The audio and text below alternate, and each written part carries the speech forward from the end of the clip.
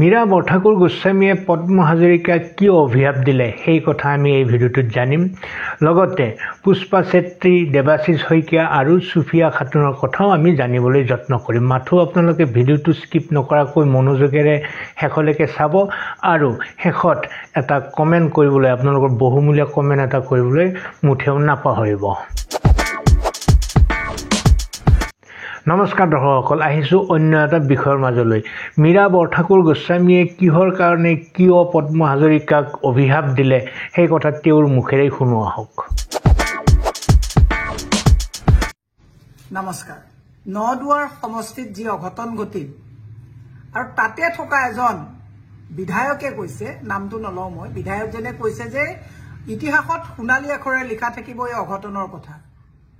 মই আপোনাক মনত পেলাই দিব বিচাৰিছো, ইতিহাসত ক'লা আখৰেৰে লিখা থাকিব যে এজন গুণ্ডাৰাজ চলোৱা, এজন ভণ্ড, নৈতিকতাৰ স্খলন কৰা, গণতন্ত্ৰক হত্যা কৰা এজন বিধায়ক আছিলে। ক'লা চিয়াহেৰে লিখা থাকিব। নৱপ্ৰজন্মই আপোনাক গৰিহণা আৰু ধিক্কাৰে উপচাই পেলাব। এই কথাবিলাক আপুনি মনত ৰাখিব। মৃত্যু যেতিয়া মানুহৰ হয়, এই যেনেকৈ কাগজত কাপোৰখনত যেনেকৈ কেনিও জেপ নাথাকে, খালী হাতে ওলাই যাব লাগে, আপুনি সেই খালী হাতে গৈ থকাৰ সময়তো মানুহে ক'ব যে পৰিত্ৰাণ পালোঁ এজন গুণ্ডাৰাজৰ পৰা, আমি সকাহ পালোঁ বুলি ক'ব। সোণালী আখৰে কিয় লিখা থাকিব? কোনেও নিৰ্বাচন তাত খেলিব নোৱাৰিলে। ইটোক মাৰিছে, সিটোক খেদিছে, সিটোক আপুনি কৰিছে, খেলিব কোনেও নোৱাৰিলে, ভয় আৰু ভীতি কৰিছে। সোণালী আখৰে লিখা নাথাকে, ক'লা চিয়াহীৰে দবাই দবাই লিখিব যে এই সমষ্টিত এজন গুণ্ডা বিধায়ক আছিল। সংশোধন হওক। ধন্যবাদ। দৰ্শকসকল, মীৰা বৰঠাকুৰৰ কথাখিনি আপোনালোকে শুনিলে। যদিও ইয়াত তেওঁ বিধায়কগৰাকীৰ নাম লোৱা নাই, কাৰো বুজাত নিশ্চয় অসুবিধা হোৱা নাই, সেয়া পদ্ম হাজৰিকাৰ বাহিৰে অন্য কোনো নহয়। তেওঁৰ মুখৰ পৰা নিৰ্গত হোৱা শব্দবোৰৰ পৰাই বুজা যায় যে তেওঁ পদ্ম হাজৰিকাৰ প্ৰতি কিমান ক্ষোভিত হৈ আছে। নেত্ৰীগৰাকীৰ মতে পদ্ম হাজৰিকাৰ সমষ্টিত থকা 4টা জিলা পৰিষদৰ 4গৰাকী কংগ্ৰেছ মনোনীত প্ৰাৰ্থীয়ে মনোনয়ন প্ৰত্যাহাৰ কৰাৰ আঁৰত আছে পদ্ম হাজৰিকাৰ ভয়, ভাবুকি, হেঁচা আৰু প্ৰলোভনৰ ৰাজনীতি। নাজানো তেওঁ এই কথাষাৰ সন্দেহৰ বশৱৰ্তী হৈ কৈছে নে তথ্যৰ আধাৰত কৈছে। কিন্তু যাৰ কথা কৈ থকা হৈছে বা যিসকলে মনোনয়ন পত্ৰ প্ৰত্যাহাৰ কৰিছে তেওঁলোকে বাৰু কি কয়, আহক জানিবলৈ যত্ন কৰোঁ। এয়া হৈছে চাৰিদুৱাৰ জিলা পৰিষদৰ কংগ্ৰেছ মনোনীত প্ৰাৰ্থী, যিয়ে মনোনয়ন পত্ৰ ইতিমধ্যে প্ৰত্যাহাৰ কৰিছে, পুষ্পা চেত্ৰী। মনোনয়ন পত্ৰ প্ৰত্যাহাৰৰ কি কাৰণ দৰ্শাইছে তেওঁৰ মুখেৰে জানিবলৈ যত্ন কৰোঁ আহক। মই মনোনয়ন এইটো কাৰণে উঠাই দিছোঁ যে মোৰ লগত মোৰ এপি মেম্বাৰবিলাক 50টা তেওঁলোকেও আহিছিলে, কিন্তু যিহেতু তেওঁলোক কেঞ্চেল হৈ গ'ল, গতিকে মই ভাবোঁ যে মই ৰাজনীতি নহয়, মই জনতাৰ সেৱা কৰিব আহিছিলোঁ আৰু সেইখিনি কেপাচিটি মোৰ আজিও আছে যে মই নেখেলিলেও জনতাৰ সেৱা কৰাৰ মোৰ কেপাচিটি আছে। এইটো কাৰণে মই উঠাই দিলোঁ। লখৰা চাৰিদুৱাৰ মোৰ মাৰ ঘৰ হয়, এইটো আমাৰ নেপালী ভাষাত কয় নহয়, মাইতী ঘৰ হয়। গতিকে মোৰ মাইতী ঘৰৰ মানুহৰ কাৰণে কিবা কৰিম বুলি মই ওলাই আহিছিলোঁ। যিহেতু এতিয়া চব এপি মেম্বাৰবিলাক নাই মোৰ কোনো, এইটো কাৰণে মই ভাবিলোঁ যে নাই, মই এইখিনি ক্ষমতা মোৰ আছে যে মই তেওঁলোকৰ যি সেৱা কৰিব লাগে সেই সেৱাটো কৰি গৈ থাকিম।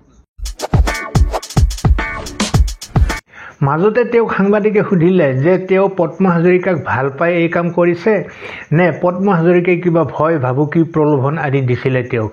এই ক্ষেত্ৰত তেওঁ কি কৈছে শুনো আহক। নহয়, তেওঁ কাম কাজ ভাল পাই আহিছে, মইতো আপোনালোকে জানে যে মইতো কংগ্ৰেছৰে পৰাই খেলিছিলোঁ। ভাল পোৱা কথা নহয়, কথাটো হ'ল মই সন্মান কৰা, এজ এ লিডাৰ চবকে সন্মান কৰা এজ এ লিডাৰৰ কৰ্তব্য। সেইটো মই তেওঁৰ বিষয়ে তেওঁ মোক কিবা প্ৰেছাৰ দি কিবা এইটো দি কৰাইছে এনেকুৱা কথা নহয়। কথা হ'ল মই কাৰণ মই খেলিছিলোঁ মোৰ ইচ্ছাতে আৰু মই বিদ্ৰোহ কৰিছোঁ নিচ্ছাতে, কাৰণ জনতাৰ সেৱা কৰিম বুলি মই আহিছোঁ না। মইতো কোনোবাই মোক প্ৰেছাৰ দি পেলাই আনা নাই আৰু কোনোবাই প্ৰেছাৰ দিও মোক উঠাব। পুষ্পা চেত্ৰী। পুষ্পা চেত্ৰীৰ এইখিনি কথা তেওঁৰ নিজ মুখেৰে শুনাৰ পিছত মীৰা বৰঠাকুৰে যিটো অভিযোগ আনিছে সেই সন্দৰ্ভত সকলোৱে নিশ্চয় পুনৰ বিবেচনা কৰি চোৱাৰ প্ৰয়োজন অনুভৱ কৰিব। এইবাৰ আহক দেৱাশিষ শইকীয়াৰ বক্তব্য শুনো। দেৱাশিষ শইকীয়া হৈছে পদ্ম হাজৰিকাৰ সমষ্টিৰ অন্তৰ্গত যি 4টা জিলা পৰিষদ আছে, সেই 4টা জিলা পৰিষদৰ এটা হৈছে জামুগুৰিহাট। এই জামুগুৰিহাটৰে কংগ্ৰেছ মনোনীত প্ৰাৰ্থী আছিলে এই দেৱাশিষ শইকীয়া। তেওঁ মনোনয়ন পত্ৰ প্ৰত্যাহাৰ কৰিছে। এইবাৰ তেওঁৰ বক্তব্য শুনো আহক। তেওঁনো কি কাৰণ দৰ্শাইছে জানি লওঁ। দেৱাশিষ শইকীয়া, মই আপোনাৰ নদুৱা সমষ্টিৰ জামুগুৰিহাট জিলা পৰিষদৰ ZPC আছিলোঁ। গতিকে মই আজি খং, হতাশা আৰু মানে মনৰ দুখ বেদনাত আজি মই নমিনেশ্যনখন প্ৰত্যাহাৰ কৰিবলৈ ওলাই আহিছোঁ। আৰু মই কংগ্ৰেছ দলৰ পৰা কৈছিলোঁ। আৰু বৰ্তমান মানে পৰিস্থিতিত মই যিটো দেখি আছোঁ যে কংগ্ৰেছ দলটোৰ মানে এটা লবিকেন্দ্ৰিক ৰাজনীতিলৈ পৰিণত হৈছে। আৰু কথা হ'ল কি, মই যিটো উদ্যমেৰে মই ওলাই আহিছিলোঁ খেলিবলৈ, সেইকণ সুবিধা মোক নিদিলে। আৰু মেইন কথাটো হ'ল এই আমাৰ দলীয় যোনবিলাক ইয়াত নেতা আহি পেলাই ইয়াত ৰাজনীতিটো কৰি পেলাই আমাৰ বলিৰ পাঠা সজাইছিলে। আৰু বলিৰ পাঠা সজাই পেলাই তেওঁলোকে ৰাজনৈতিক মুনাফাৰ কাৰণে তেওঁলোকে আমাক টুপি পিন্ধাই পেলাই ইয়াত গোটেই ষড়যন্ত্ৰটো সৃষ্টি কৰি পেলায়। আৰু সেই মনৰ দুখত মই আজি মই স্ব ইচ্ছাৰে নিজৰ বিবেক বুদ্ধিৰে আজি আহি ইয়াত মই DC কাৰ্যালয়ত মই আহি নিজেই নমিনেশ্যন উইথড্ৰল কৰিবলৈ মানে মোৰ ব্যক্তিগত স্ব ইচ্ছাই প্ৰকাশ কৰিছোঁ। দৰ্শকসকল, পদ্ম হাজৰিকাৰ সমষ্টিৰ অন্তৰ্গত 4টা জিলা পৰিষদৰ 2টাকৈ জিলা পৰিষদৰ মনোনয়ন পত্ৰ প্ৰত্যাহাৰ কৰা প্ৰাৰ্থীৰ আমি ভাষ্য শুনিলোঁ।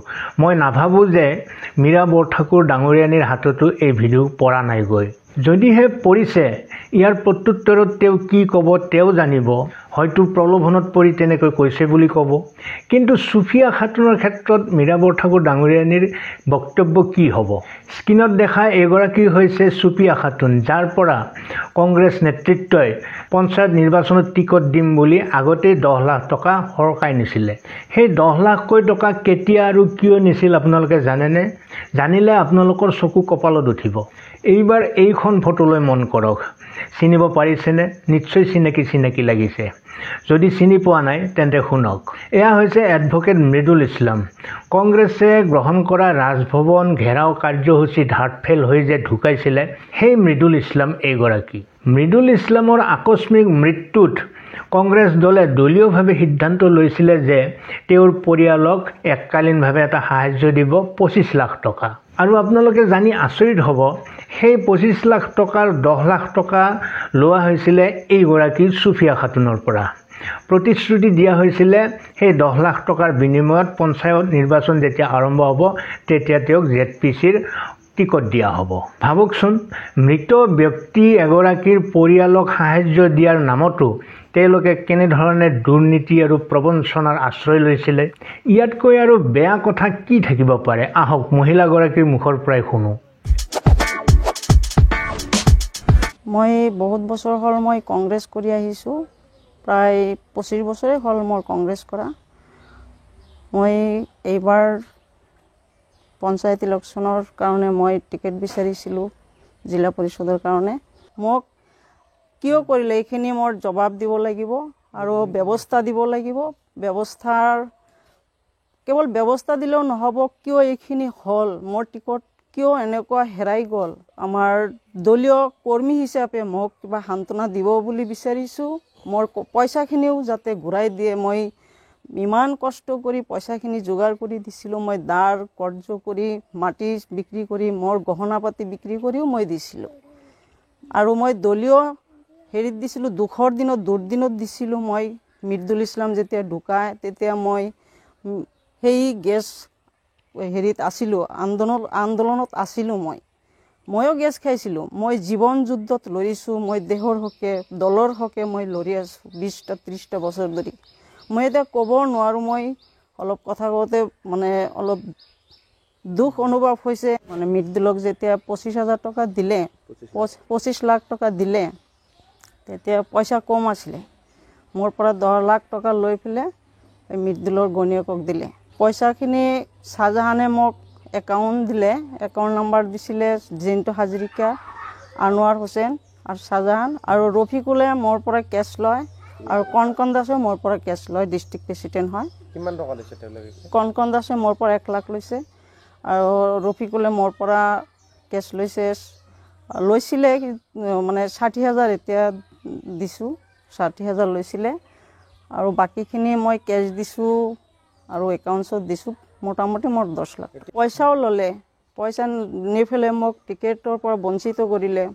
মই কংগ্ৰেছ দলৰ পৰা মই 20-30 বছৰ ধৰি খাটি আছোঁ, মানে মোক কোনো সঁহাৰি নিদিলে দলৰ পৰা। আৰু যিজন ব্যক্তিয়ে টিকেট পাইছে সেইজন ব্যক্তিয়ে আগতে AGP কৰিলে, AGPৰ পৰা সি ভোট খেলিলে, যোৱা পঞ্চায়ত EDF কৰিলে, জিলা পৰিষদৰ কেণ্ডিডেট আছিলে, জিকিছিলে EDF দলৰ পৰা।